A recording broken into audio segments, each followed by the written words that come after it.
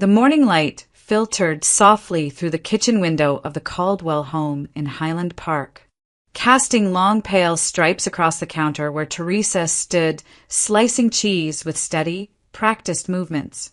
It was barely 7. The house was quiet except for the hum of the refrigerator and the faint rush of the shower upstairs where Andrew was finally getting ready for work. Teresa already had 2 cups of coffee placed on the table, one for her husband, and was pouring a third when Caroline's footsteps came down the stairs. Caroline slid into her chair with her phone already in hand, thumbs tapping, eyes unfocused. "Mom, do you have $15,000 before payday? My commission was delayed, and I have to renew my fitness membership," she said, never looking up. Her tone was routine, confident, as if she were asking for the salt. Teresa didn't sigh. She didn't even pause.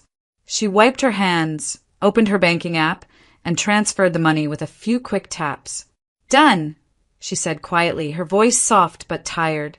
Caroline murmured a distracted thanks, her gaze fixed on her screen. Teresa placed breakfast in front of her daughter, though she knew Caroline would barely touch it before rushing out. Andrew came down a few minutes later, tying his shoes, not glancing at the spread she'd prepared. "Running late," he muttered. He took the coffee she had poured, didn't taste the eggs, didn't ask how she slept. He hadn't asked in years. Teresa watched him leave with a small nod, wiping crumbs from the table before sitting down for the first time that morning. By 8, she was already on her way to the office, blending into the quiet morning crowd boarding the Green Line. She stood, holding a rail as the train lurched forward, the overhead lights buzzing faintly. A woman beside her scrolled through pictures of beaches, turquoise water, white sand, palm trees arcing over bright horizons. The images glowed on the screen, and something about them caught Teresa's attention. When she sat down, she pulled out her own phone and opened a travel page she had glanced at days before. Maldives. The same soft blue photographs over water villas, private decks leading down into glassy lagoons. It had been 3 years since the Caldwells had taken a vacation together, and that trip had been to a modest lake cabin up north. Nothing extravagant, nothing restful. Andrew had complained about the drive, Caroline had complained about the mosquitoes, and Nick had disappeared into video games. Still, Teresa remembered a moment, just one, when they'd all laughed over burned marshmallows. It had been a long time since she'd seen that. Maybe a trip could fix things, she thought. Maybe if she gave them something beautiful, somewhere far and calm, they might remember how to be a family again. By the time she arrived at the office downtown, the idea had planted itself firmly in her mind. The day passed in a blur of spreadsheets and client calls. By 6, most of her co-workers had gone home, but Teresa stayed. She always stayed. Extra projects, freelance reconciliations, anything that could bring in a little more income. She needed to check how much she could realistically save. Maldives wasn't cheap, not even close. But if she worked late and cut back on the bathroom renovation she'd been planning, maybe. By 9, she stepped back into the cold Minnesota night and made her way to the train again. Her phone buzzed with small, familiar messages. "Mom, where are the winter coats?" "Mom, can you send 5,000 for a taxi? It's too cold to wait for the bus." "Mom, have you seen my blue dress shirt?" She answered them all with the same tired patience she always carried. When she got home, the house was dark. A note from Andrew lay on the counter. Went to alumni meetup. Back late. The meat he'd said he would thaw was still frozen. The trash hadn't been taken out. The flowers on the table were dry and drooping. Teresa heated a bowl of leftover soup, washed the dishes, folded laundry, and finally sat down at her laptop. She opened a detailed budgeting spreadsheet and began typing. If she tightened every corner, skipped weekends, and accepted a heavier workload, 4 months. She could make it happen in 4 months. The clock read 12:17 a.m. by the time she closed the laptop. Her shoulders ached. Her hands trembled slightly, and her eyes burned with exhaustion. But she allowed herself one last look at the picture of a sunlit villa suspended above impossible blue water. They'll love it, she told herself, and maybe, just maybe, they'll love each other again. For the next 4 months, Teresa's life narrowed into a tight, unforgiving rhythm that began long before sunrise. At 5 every morning, her alarm rang in the dim quiet of the house. She would rise slowly, joints stiff from too little sleep, and head straight to the kitchen to start coffee and boil eggs before anyone else stirred. The house was always a little messy now. Shoes scattered near the entryway, plates left in the sink overnight, laundry piling in corners because no one but her ever seemed to notice. She picked up everything in silence, the motions automatic. By 6, she was already seated at her laptop with a blanket over her shoulders, working through freelance bookkeeping assignments she'd taken on to fill the gap between her salary and the Maldives budget. Her eyes stung from the blue light, her fingers cramped from long nights of typing, but she kept going. Every dollar mattered. Every hour she worked brought the trip closer. The rest of the house woke gradually. Doors slamming, water running, hurried footsteps. But no one asked why she was already exhausted before the day had even begun. Caroline rarely came into the kitchen for breakfast. She rushed past with makeup half done, shouting from the stairs, "Mom, did you see my black coat? The long one. I swear it was in the closet." A moment later, "Also, can you transfer 1,000? My card is acting up and I need a lift." Nick, still groggy from late-night gaming, would wander in holding an empty cereal box. "Mom, we're out of everything again. Can you grab groceries tonight?" He didn't look up from his phone. Andrew left the house the same way he returned, briefcase in hand, distracted, tapping away at emails even during breakfast. He didn't comment on the growing shadows under Teresa's eyes or her increasingly slow movements. If anything, he seemed irritated when she didn't immediately answer a question about insurance forms or the utility bill. Their calls and messages continued throughout her workday. "Mom, do you have my blue shirt? Mom, can you send me $300? It's an emergency. Mom, how do you access the family Netflix? Mom, why isn't the dryer working?" Some days she felt like an invisible switchboard, nothing but a series of buttons to press and problems to solve. Her coworkers noticed she stayed late every night, but they assumed she was ambitious, dedicated. No one saw the faint tremor in her hands when she lifted her coffee cup. No one knew that she was using her lunch breaks to research budget airlines, travel points, and resort discounts. She kept spreadsheets on her phone, updating them during metro rides. She skipped dinners out with colleagues. She walked home some nights instead of taking the bus to save a few dollars. The Maldives fund grew steadily, painfully. By mid-February, her body began to show the strain.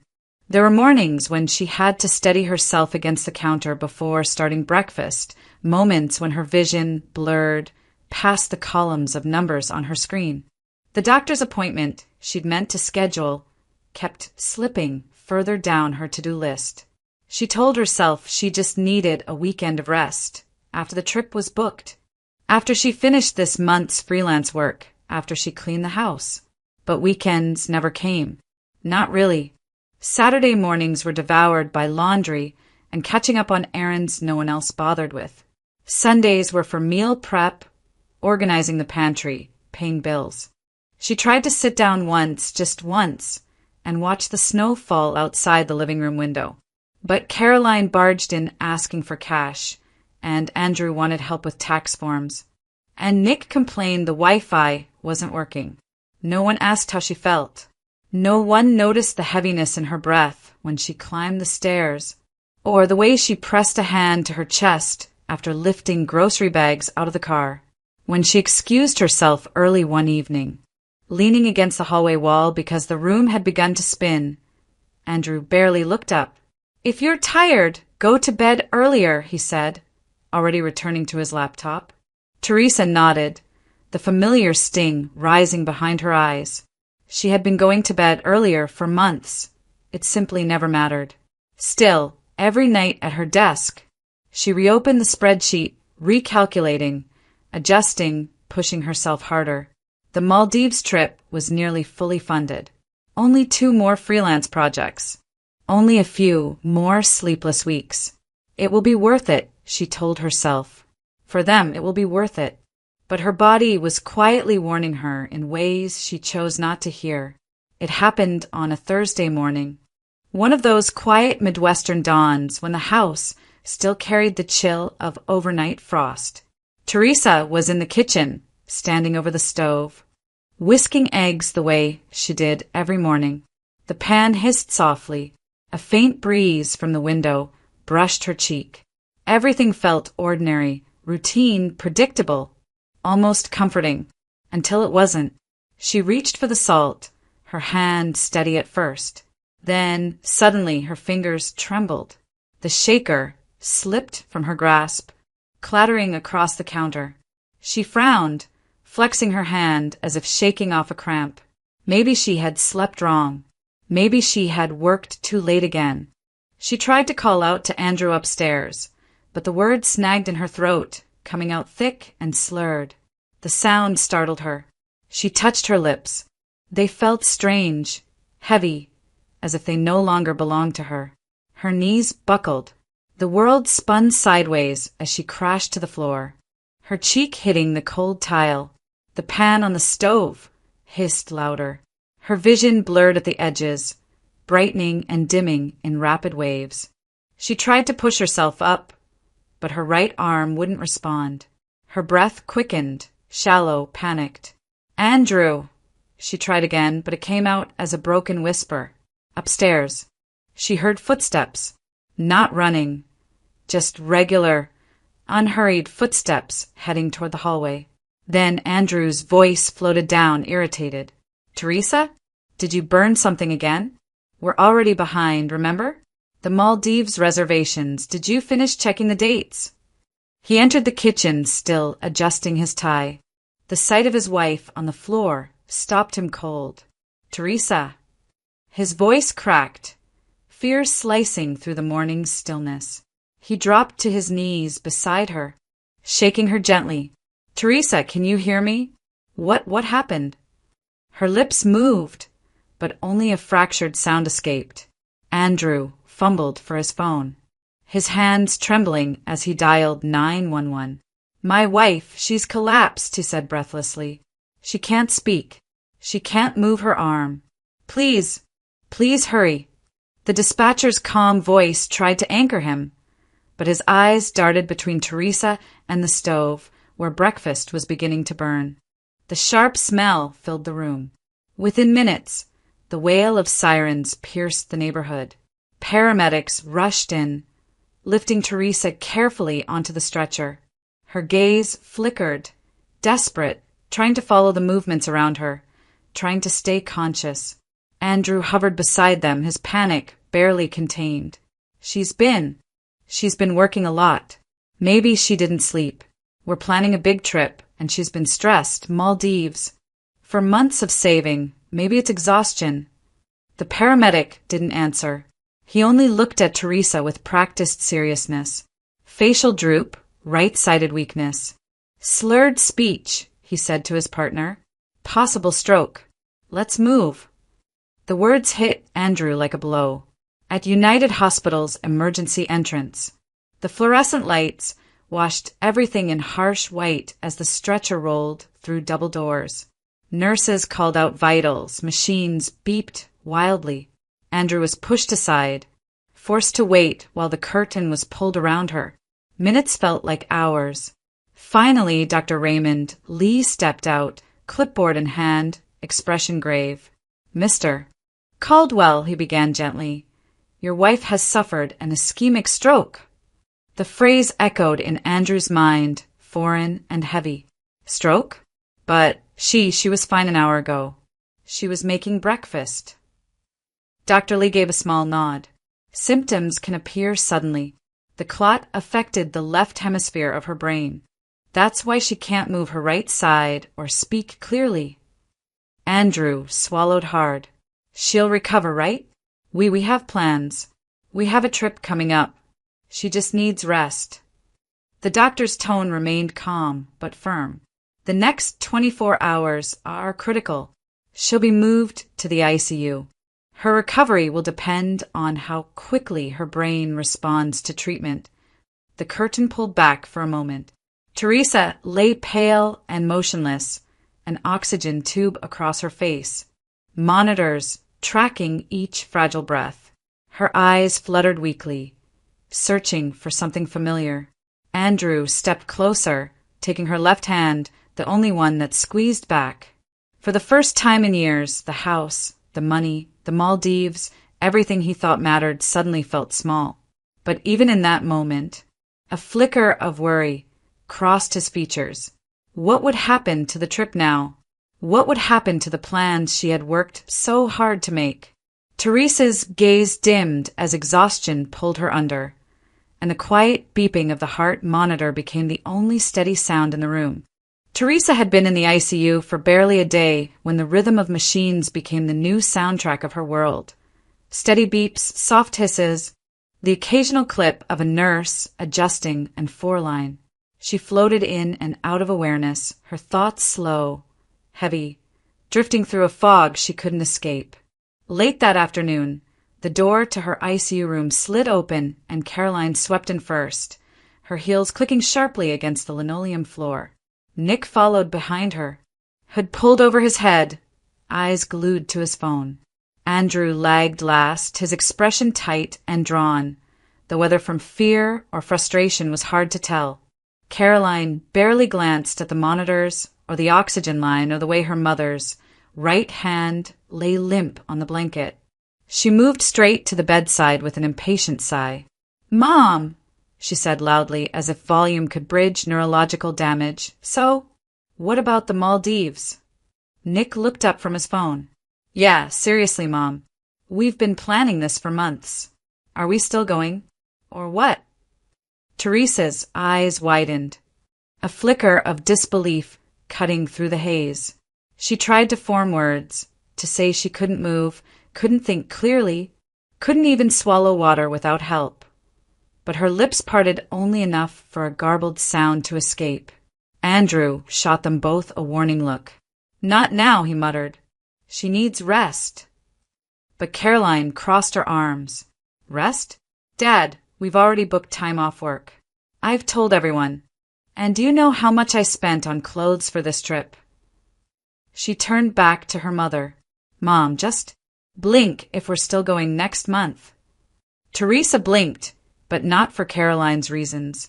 Her vision blurred, her throat tightened, and humiliation washed over her.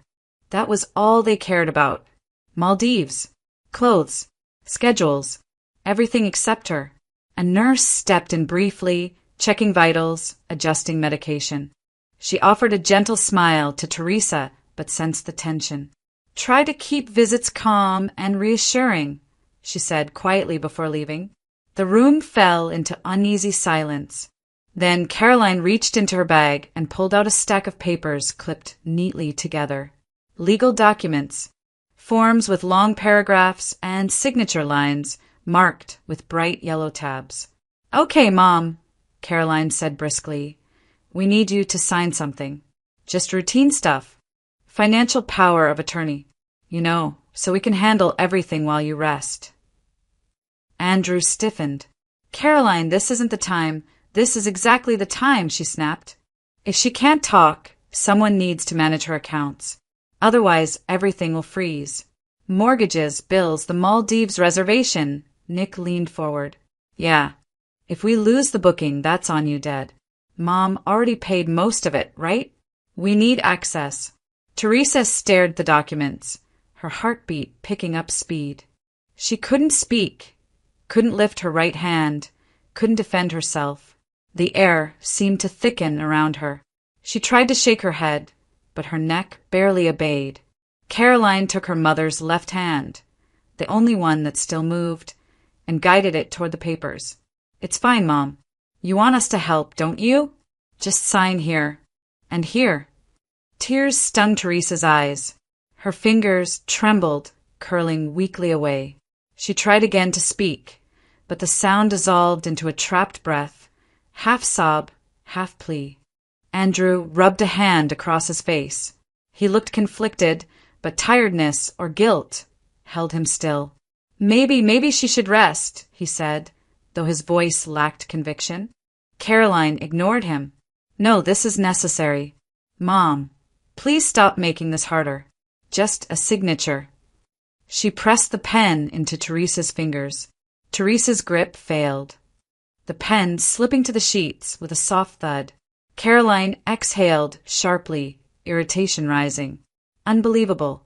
Mom, you always do this. You freeze up at the worst time. Nick muttered, this is going to ruin everything. Their mother lay helpless, unable to cry out, unable to push their hands away, unable to protect herself from the people she trusted most. It was betrayal, quiet, calculated, wrapped in the tone of responsibility. Caroline gathered the papers with a huff. Fine, we'll come back tomorrow. She'll have to sign it eventually. As they left the room, the faint scent of disinfectant drifted back in with the closing door. Teresa stared at the ceiling, her pulse thudding weakly in her ears, her body aching not from the stroke, but from the realization that her family's first concern had not been her survival. It had been the Maldives, and now control. The soft beeping of the monitor became the only witness to her helplessness. 3 days passed in the ICU, each one blurring into the next beneath the steady pulse of monitors and the sterile scent of antiseptic. Teresa could not tell morning from evening except through the shifting patterns of light that filtered through the blinds. Nurses came and went, Dr. Lee checked her charts with quiet professionalism. She slept in fragments, drifting in and out of a fog that made time feel distant and strange. Her family visited only once during those 3 days. They arrived mid-morning. Andrew in a crisp vacation shirt, Caroline dragging 2 enormous suitcases, and Nick tapping on his phone with the same restless energy he always carried. The sight of luggage alone made Teresa's breath falter.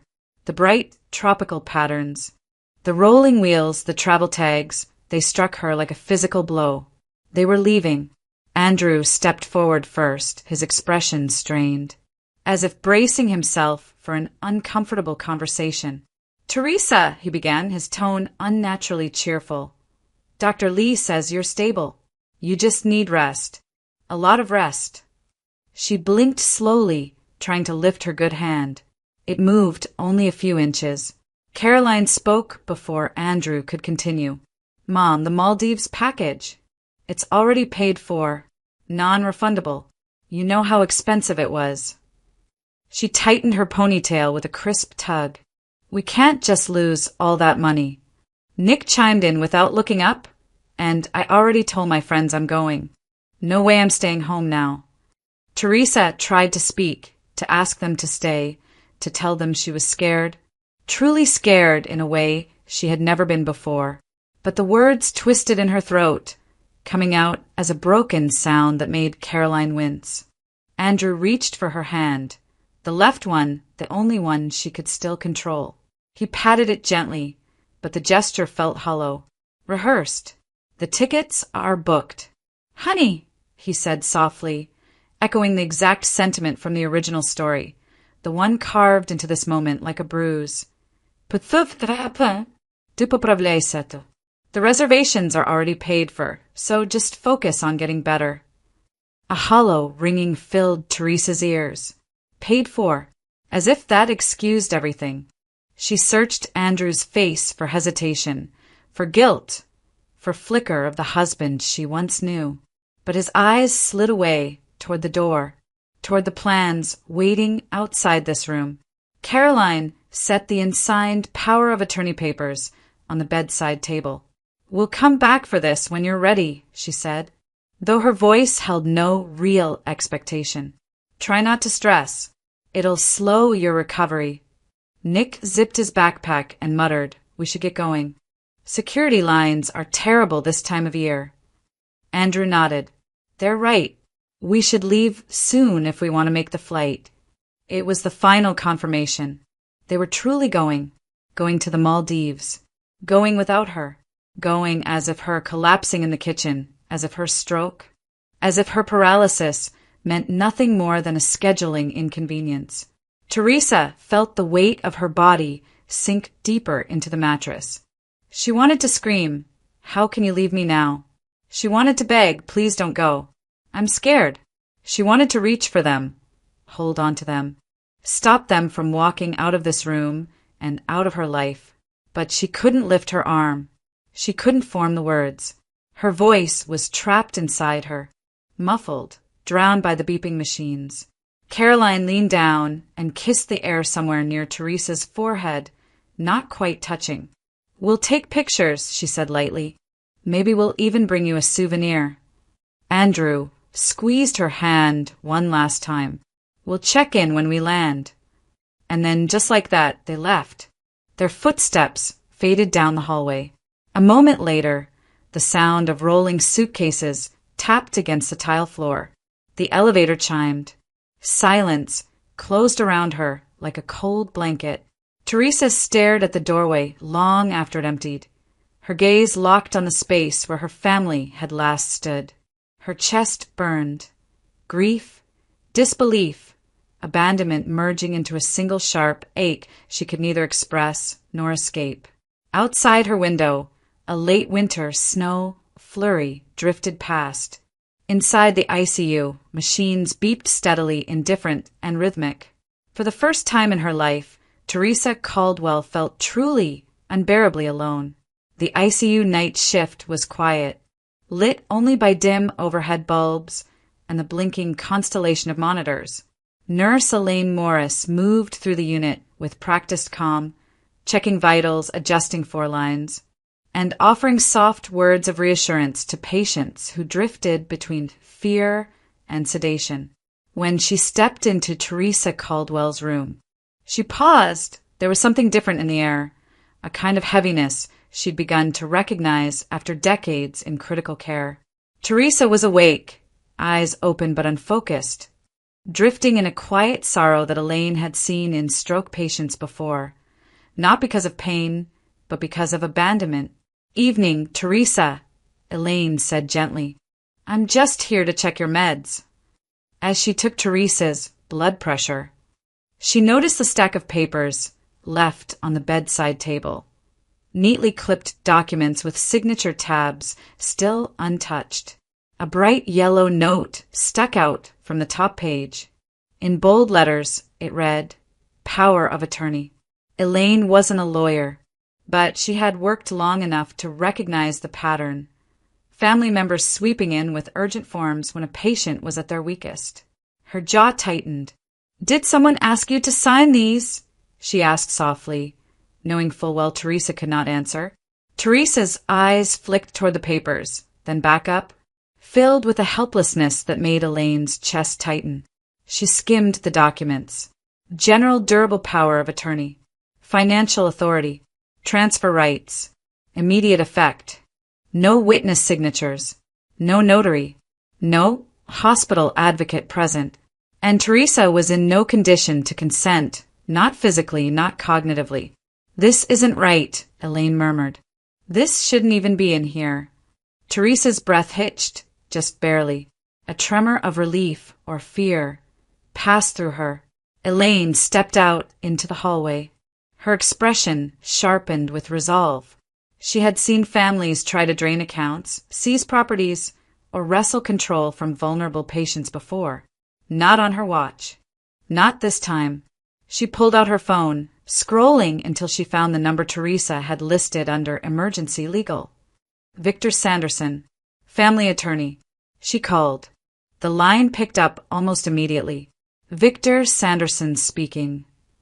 "Mr. Sanderson, this is Nurse Elaine Morris at United Hospital," she said quietly. "I'm calling regarding your client, Teresa Caldwell. She suffered an ischemic stroke. Her family left documents financial power of attorney papers, and signed, "I'm concerned." A beat of silence. Then a low, controlled reply, "I'll be there in 20 minutes."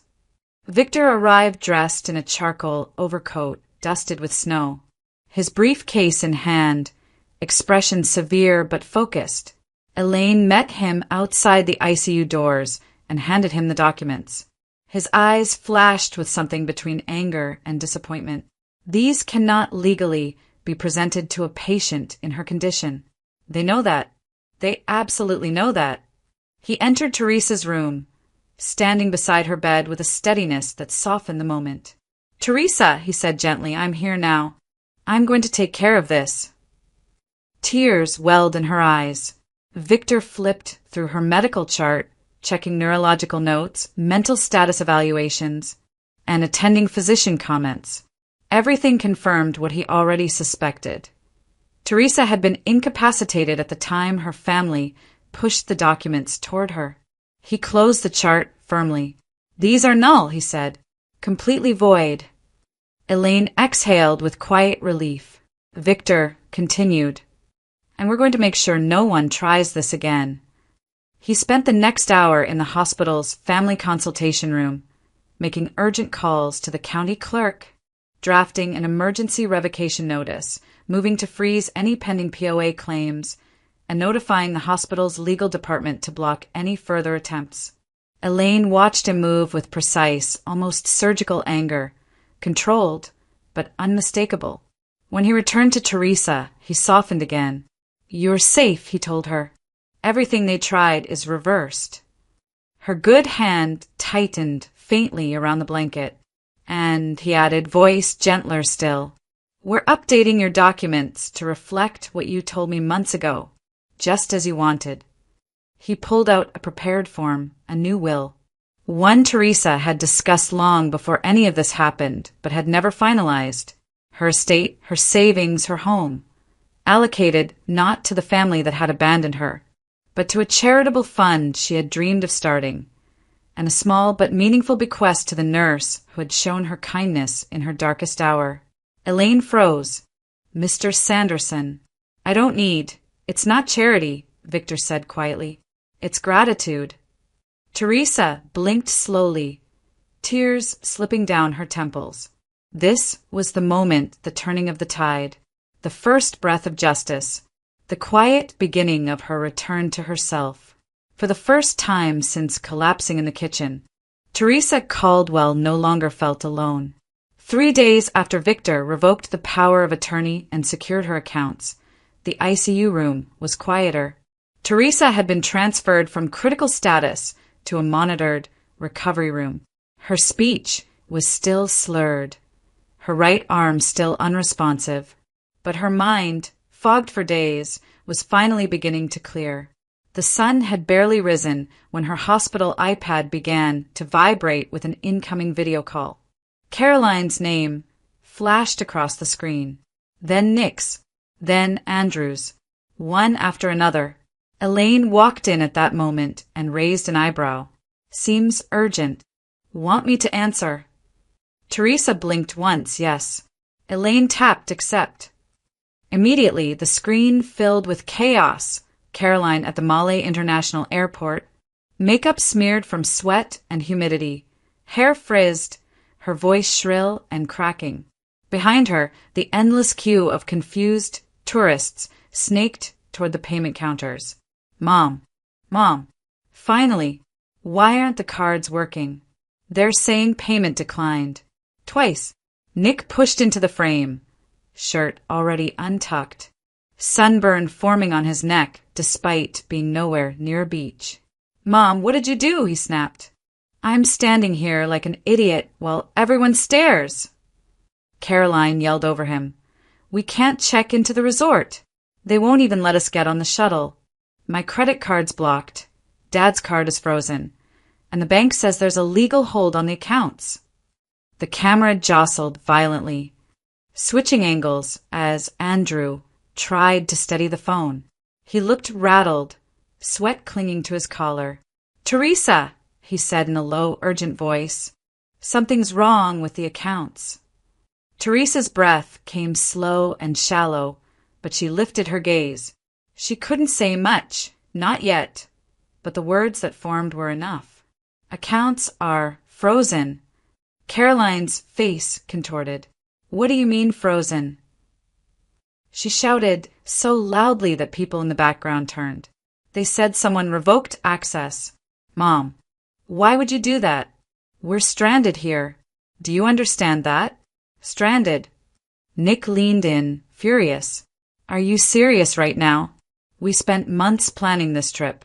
You said you'd take care of everything. And now you pull this? After everything we did for you. Elaine frowned, murmuring under her breath. Everything you did for her? She's the one who.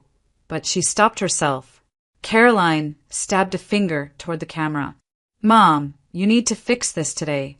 Call the bank. Call the resort. Do something. Teresa tried to speak, forming the first syllable with effort. No, Caroline's jaw dropped. No. Mom, we are literally stuck thousands of miles from home. You can't do this to us. You're being selfish, Nick finished sharply. Honestly, Mom, this is typical. You always find a way to ruin things. Elaine stiffened, disbelief flashing in her eyes. Andrew swallowed hard. Teresa, we just need the hold lifted. Then we can get settled and figure things out later. Please. Teresa's eyes hardened, not with anger, but with clarity. A clarity she hadn't felt in months. Elaine stepped forward, voice firm but polite. Mr. Caldwell, your wife is recovering from a major ischemic stroke. Her accounts were frozen as a legal protection measure. She cannot make financial decisions at this time. She cannot call banks. She cannot authorize transactions. She is under medical care. Caroline exploded. This is ridiculous. Mom can fix it. She just doesn't want to. Nick scoffed. Unbelievable. She's doing this out of spite.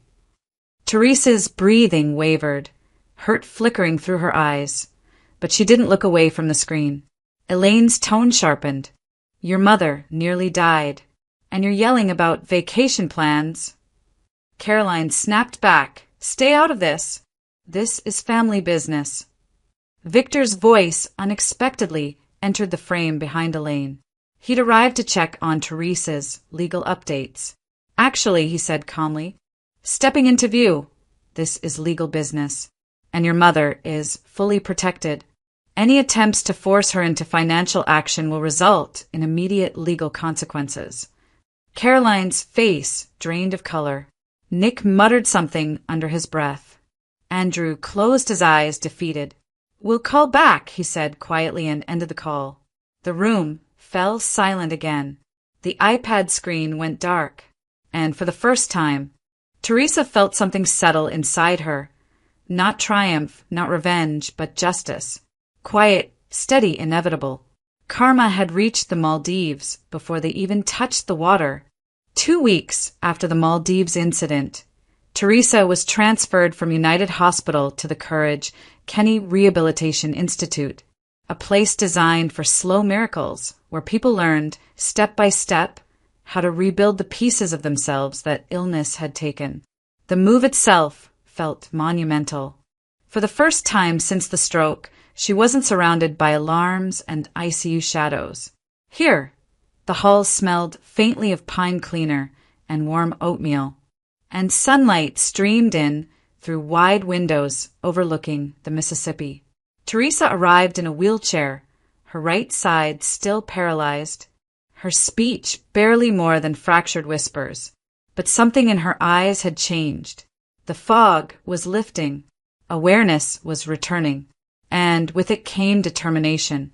Nurse Elaine visited her that first morning, bringing a soft scarf and a reassuring smile. Rehab is hard, she said gently, but you're stronger than you think. Later that day, Victor Sanderson arrived carrying a slim leather briefcase and an expression of unwavering respect. He greeted her softly, taking care not to overwhelm her. Teresa, he said, setting the briefcase on a small table, I've prepared everything we discussed before. The revised will is signed. The power of attorney attempt is legally void. And he paused, watching her closely. You also asked me months ago to prepare divorce documents, just in case things reached a breaking point. I finished them. Her breath caught, slow, uneven, but she nodded. It was a weak nod, but it was unmistakably decisive. Victor placed the papers before her. We won't file anything until you tell me to. But they're ready. Teresa blinked once, firmly. She was ready. The rehab routine was grueling. Hours of repetitive motions. Micro-movements that looked insignificant to an observer but required every ounce of her strength. A speech therapist sat with her each morning, teaching her how to form sounds again, stretching muscles that had forgotten their purpose.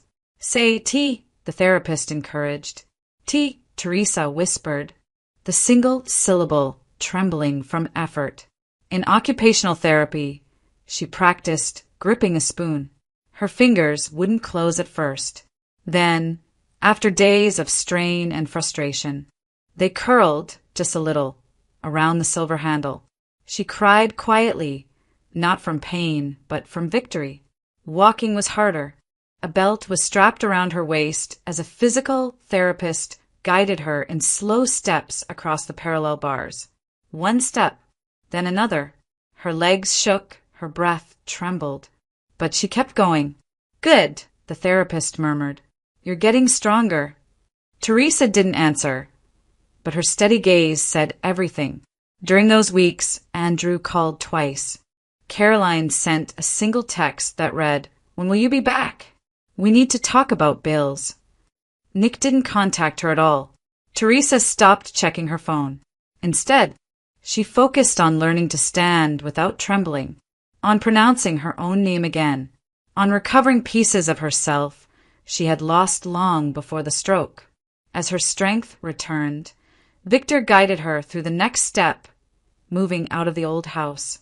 Since she couldn't climb stairs or lift belongings, he coordinated everything with a small moving service.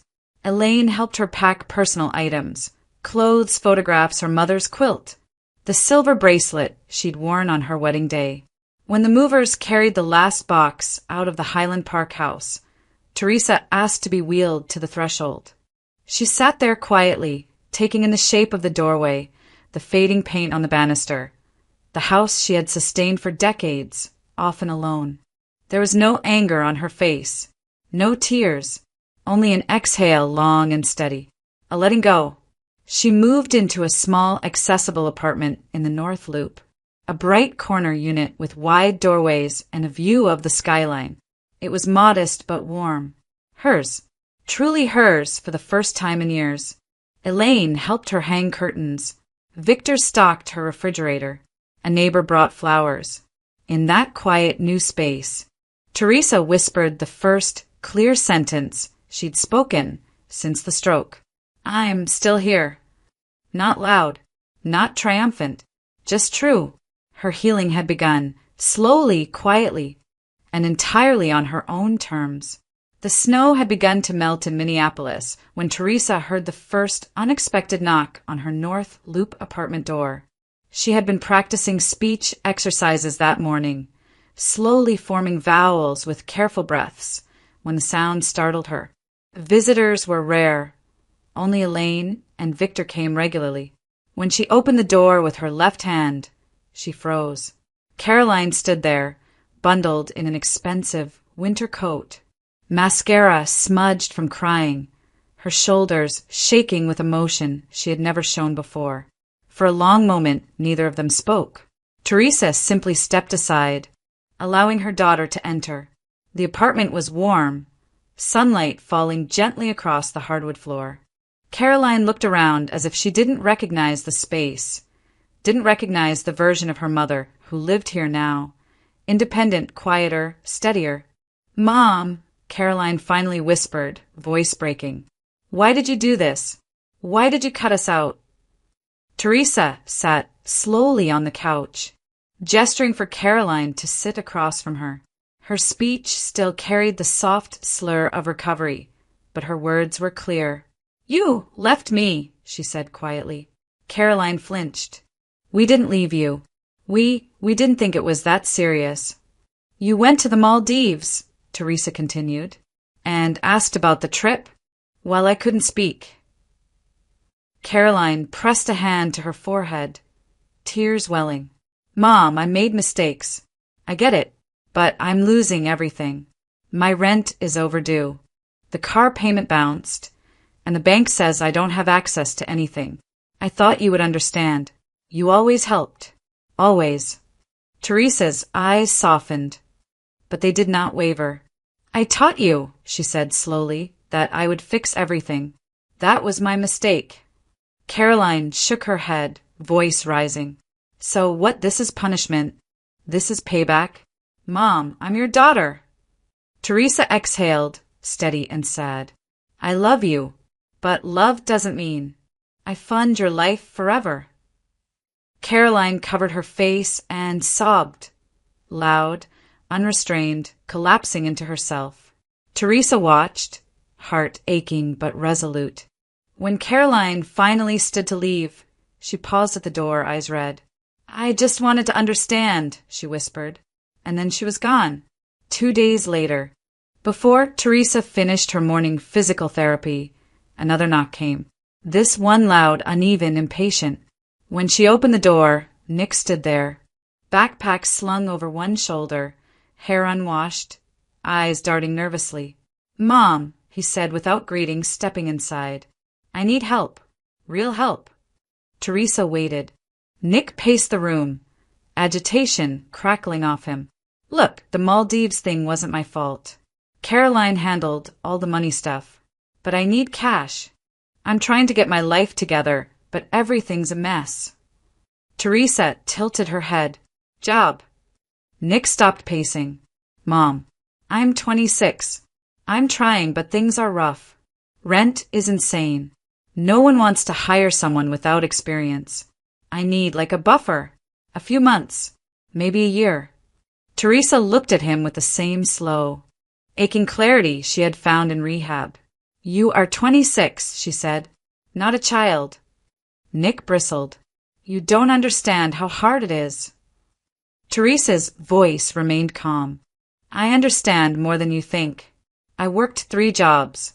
I paid for school, for coats, for taxis, for your games, your classes, your rent. You never saw the cost, because I always paid it. Nick's expression flickered. Guilt, frustration, fear. So you're just going to leave me hanging? After everything? Teresa inhaled, gathering strength. I can help you find a job, she said, but no more money. He stared at her as if she had struck him. What? Mom, no. I need money now, not some job hunt. I don't even know where to start. I will help you start, she replied, but I won't carry you anymore. Nick's voice rose, desperate. This is cruel. You're choosing strangers over your own kids. Teresa shook her head gently. I am choosing myself, and maybe someday you. For a moment, Nick looked like he might argue again, but something in her eyes, something steady, unmovable, stopped him. He turned, muttering under his breath, and slammed the door on his way out. Teresa remained seated, breathing deeply, not triumphant, not angry, just steady. For the first time in years, she had said no, and for the first time, no felt like freedom. Spring sunlight spilled across the bedroom floor of Teresa's North Loop apartment, a soft golden wash that made the space feel warmer than the lingering chill outside. Teresa stood in front of the full-length mirror, her left hand smoothing the front of a new dress, a simple knee-length navy wrap dress with light fabric that moved gently when she turned. She had chosen it carefully, wanting something elegant but comfortable, something that made her feel like the version of herself she was slowly rediscovering. Elaine sat nearby on the edge of the bed, lacing her shoes. You look lovely, she said warmly. Not too formal, not too plain. Confident. Teresa's lips curved into a small smile. Speech still required effort, but expression came easily now. Today was the opening ceremony of the new Life Center, the nonprofit program funded through Teresa's revised will, though she preferred not to think of it as a future inheritance, but as a legacy she was building while still alive. The center would offer post-stroke recovery support, counseling for caregivers, and financial guidance for patients blindsided by medical crises. Quiet work, necessary work, work fueled by her own journey through abandonment and rediscovery. Victor arrived a few minutes later, carrying a navy blazer for Teresa. "Thought you might want this," he said, handing it to her. "The forecast says it'll be cool near the river." Teresa nodded gratefully and slipped it on. The dark fabric contrasted softly with her light gray scarf, Elaine's gift from rehab. The scarf rested over her shoulder like a reminder of the people who had stood with her when her family hadn't. The drive to the center took them through downtown Minneapolis, past the river glinting under spring sunlight and the slow bustle of weekend pedestrians. When they reached the small, renovated building facing a quiet street near St. Anthony, Maine, Teresa paused outside the entrance, reading the sign for the first time. New Life Center, support for stroke survivors and families founded by. Teresa Caldwell, her chest tightened, not with pain, but with something blooming and warm. Inside, volunteers were arranging chairs, checking microphones, and placing brochures on buffet tables. A bouquet of soft white tulips, her favorite, sat on a small podium at the front.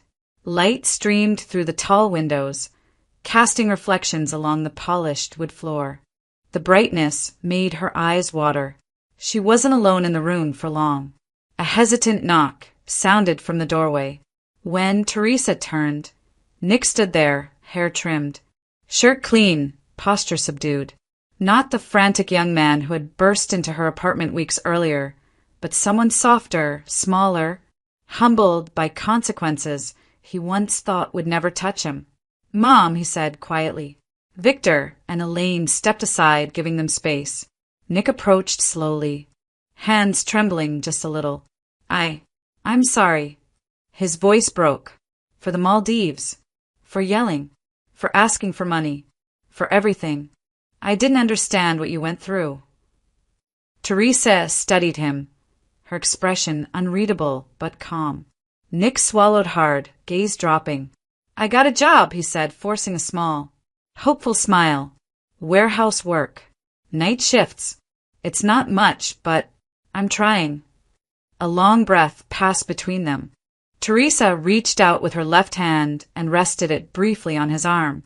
A gesture of acknowledgement, not reconciliation. Not yet, but recognition of his effort. "I'm glad," she whispered. Nick blinked rapidly, as if expecting more, expecting the old pattern of rescue. But Teresa didn't offer money, didn't offer to pay his rent, didn't promise anything beyond the gentle nod she gave him before stepping back. She was choosing peace, not rewind, acceptance, not erasure, a line drawn with kindness, not obligation. Nick exhaled shakily.